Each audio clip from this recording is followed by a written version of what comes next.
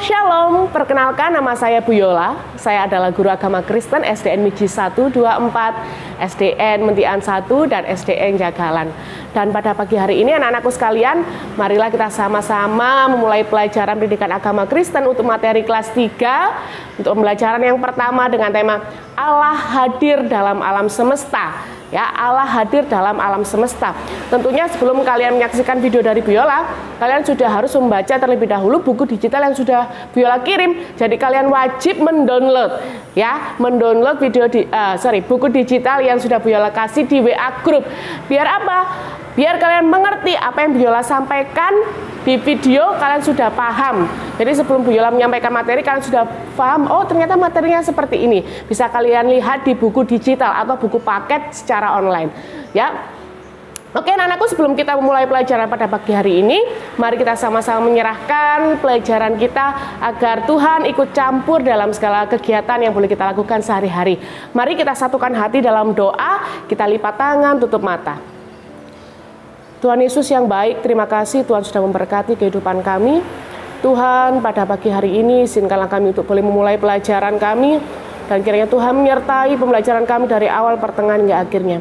Berkatilah hamba-Mu Tuhan yang akan menyampaikan sabda kebenaran firman-Mu, biarlah apapun yang boleh Mu sampaikan sesuai dengan kehendak Tuhan. Terlebih Tuhan, berdoa untuk anak-anak-Mu yang akan mendengarkan kebenaran firman Tuhan.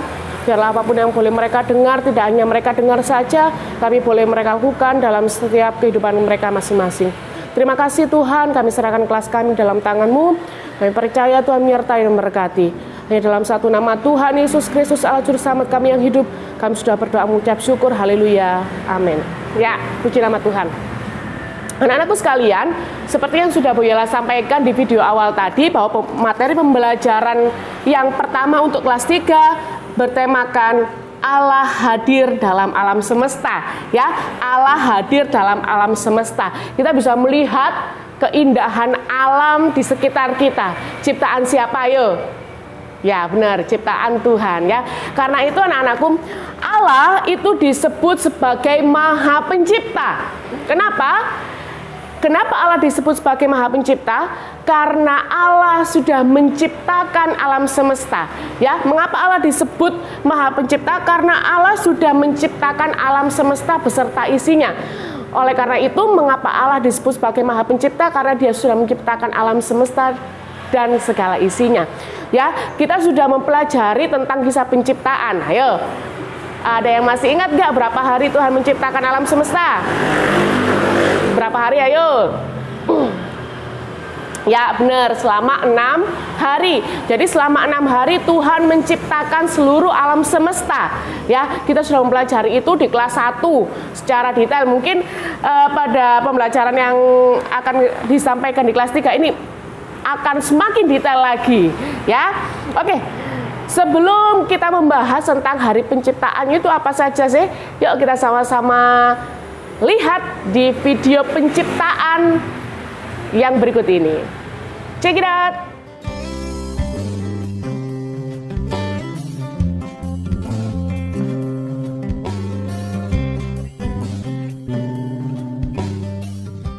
Kejadian.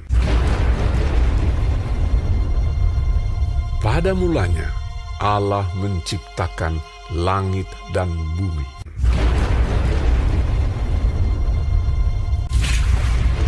Bumi belum berbentuk dan kosong. Gelap gulita menutupi samudra raya. Dan berfirmanlah Allah, jadilah terang. Lalu terang itu jadi. Lalu dipisahkannyalah terang itu dari gelap.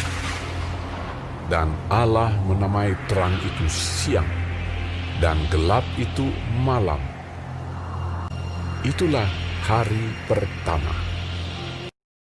Berfirmanlah Allah, jadilah cakrawala di tengah segala air untuk memisahkan air dari air. Lalu Allah menamai cakrawala itu langit.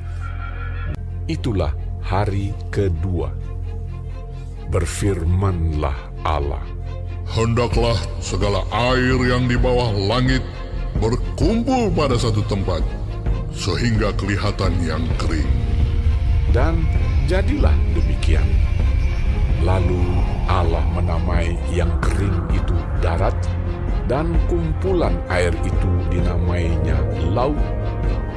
Berfirmanlah Allah, Hendaklah tanah menumbuhkan tunas-tunas muda, tumbuh-tumbuhan yang berbiji, segala jenis pohon buah-buahan yang menghasilkan buah yang berbiji, supaya ada tumbuh-tumbuhan di bumi. itulah hari ketiga. Berfirmanlah Allah, Jadilah benda-benda penerang pada cakrawala untuk memisahkan siang dari malam. maka Allah menjadikan kedua benda penerang yang besar itu, yakni yang lebih besar untuk menguasai siang dan yang lebih kecil untuk menguasai malam, dan menjadikan juga bintang-bintang. Allah menaruh semuanya itu di cakrawala untuk menerangi bumi, dan untuk menguasai siang dan malam, dan untuk memisahkan terang dari gelap. Itulah hari keempat. Berfirmanlah Allah, Hendaklah dalam air berkeriapan makhluk yang hidup, dan hendaklah burung beterbangan di atas bumi melintasi cakrawala. lalu Allah memberkati semuanya itu. Itulah hari kelima. Berfirmanlah Allah, Hendaklah bumi mengeluarkan segala jenis makhluk yang hidup, ternak dan binatang melata, dan segala jenis binatang liar. dan jadilah demikian. Firmanlah Allah, Baiklah kita menjadikan manusia menurut gambar dan rupa kita. ketika itulah Tuhan Allah membentuk manusia itu dari debu tanah dan menghembuskan nafas hidup ke dalam hidungnya. Demikianlah manusia itu menjadi makhluk yang hidup. Selanjutnya, Tuhan Allah membuat taman di Eden, di sebelah timur. Disitulah ditempatkannya manusia yang dibentuknya itu. Maka Allah menciptakan manusia itu menurut gambarnya, menurut gambar Allah diciptakannya dia.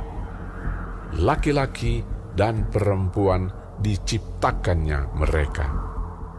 Allah memberkati mereka. Lalu Allah berfirman kepada mereka, Beranak cuculah dan bertambah banyak. Penuhilah bumi dan taklukkanlah itu.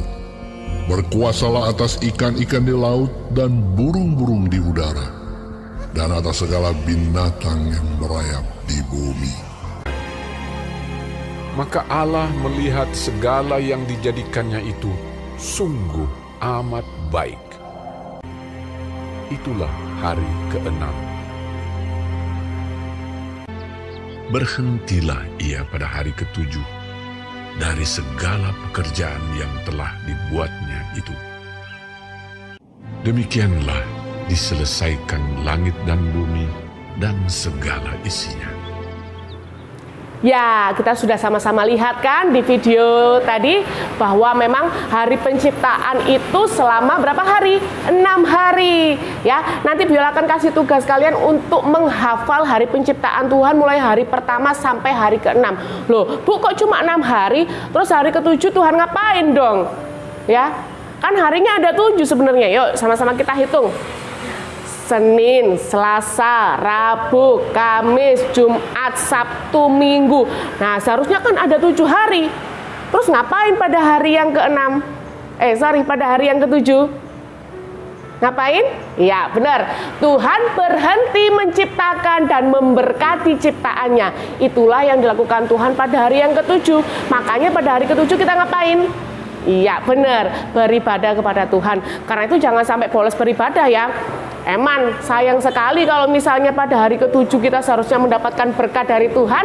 Akhirnya apa? Kita melewatkan hanya karena apa? Kita ketiduran, atau kita males, atau karena kita lebih memilih melihat Doraemon daripada kita beribadah. Oh, sayang sekali loh, berkat Tuhan kita lewatkan begitu saja.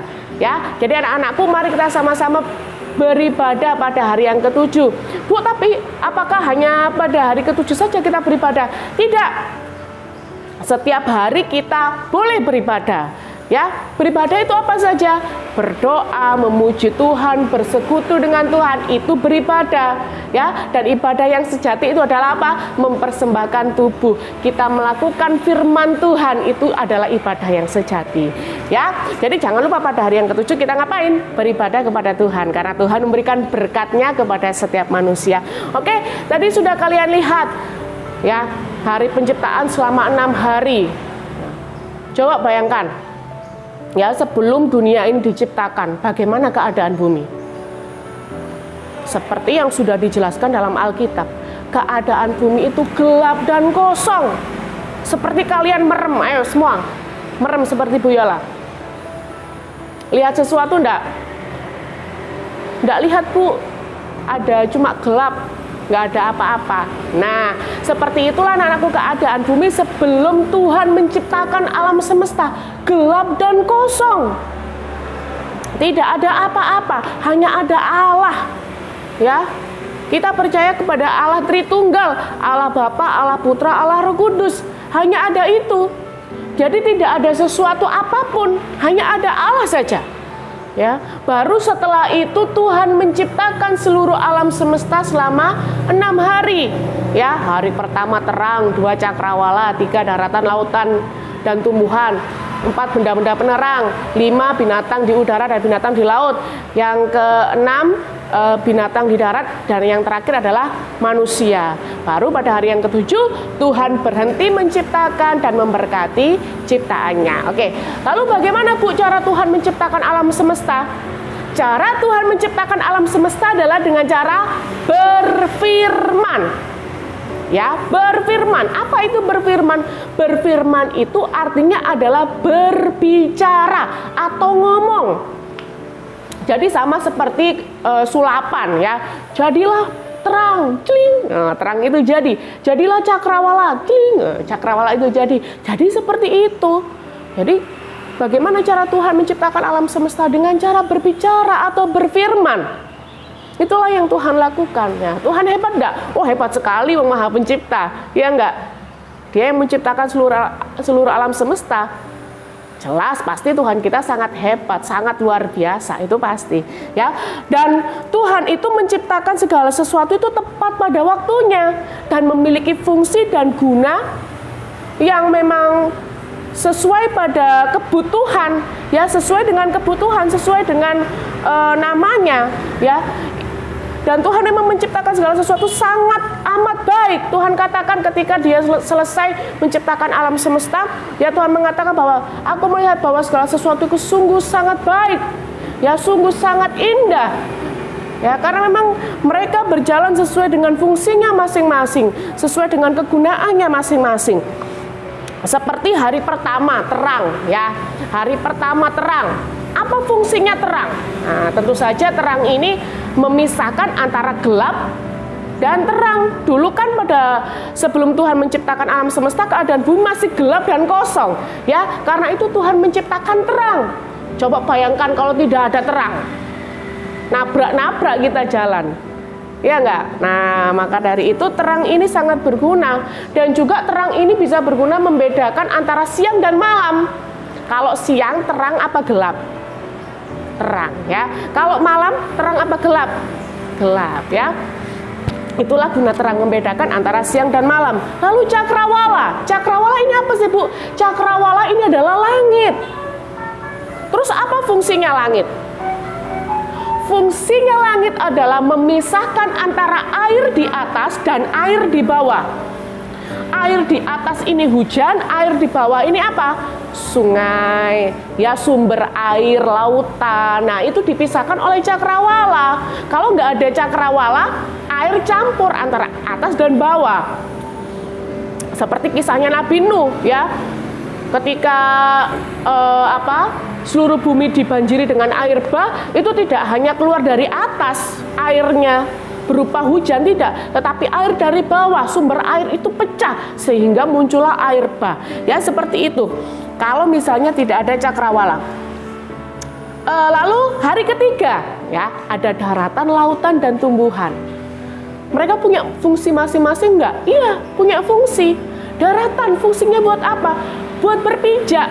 Coba kalau nggak ada daratan, kita di atas air terus. Bisa nggak kita berjalan di atas air? Oh, nggak bisa ya. Kecuali kalau kita tuh hantu. Nggak ada hantu ya. Ya, daratan ini berfungsi untuk kita berpijak supaya kita tidak jatuh ke air. Itu fungsinya daratan.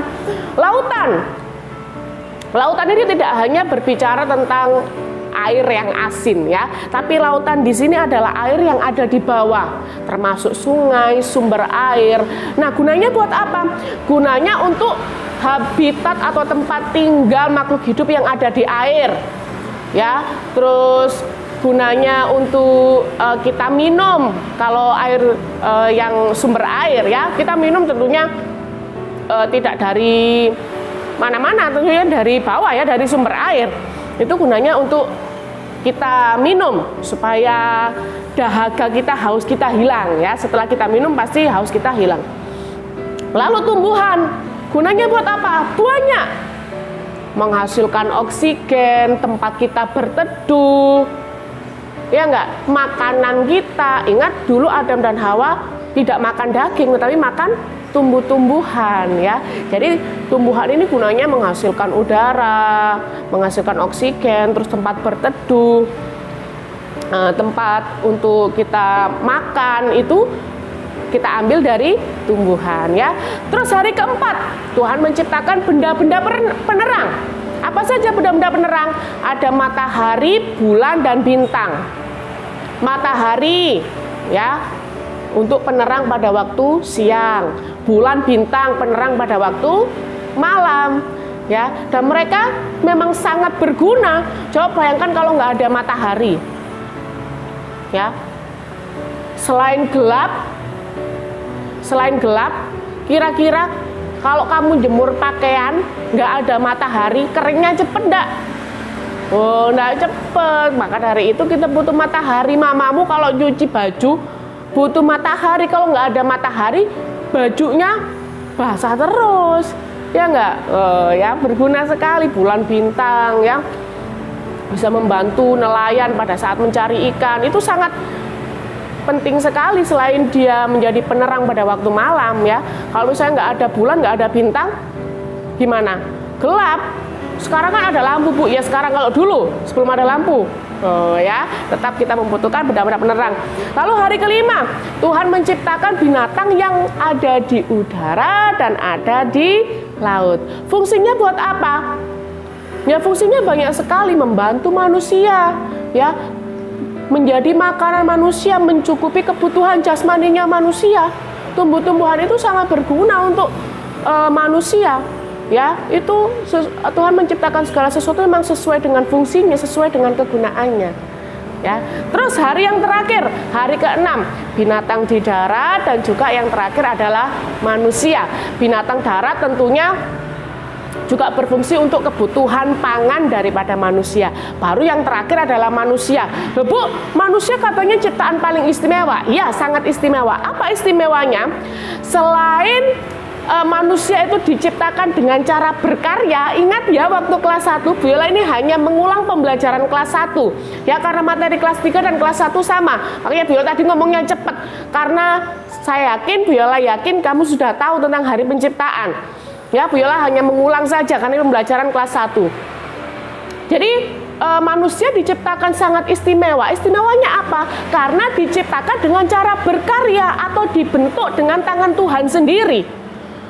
Ya, dibentuk dengan tangan Tuhan sendiri. Jadi Tuhan itu membentuk manusia seperti yang ada di video tadi ya, membentuk manusia pakai debu dan tanah, dengan bahan debu dan tanah. Setelah itu dihembuskan nafas ke dalam hidung manusia sehingga manusia menjadi makhluk yang hidup. Ya, Itu bedanya dengan ciptaan Tuhan yang lain. Kalau ciptaan Tuhan yang lain dengan cara apa tadi? Berfirman. Tetapi kalau manusia dibentuk dengan tangan Tuhan sendiri. Ya, itu istimewanya. Dan manusia memang ditempatkan di Taman Eden dan memiliki fasilitas yang luar biasa yang seperti sudah kita pelajari di pelajaran kelas 1 ya. Dia dibekali sifat-sifat Allah, ada kasih, kesucian, akal budi.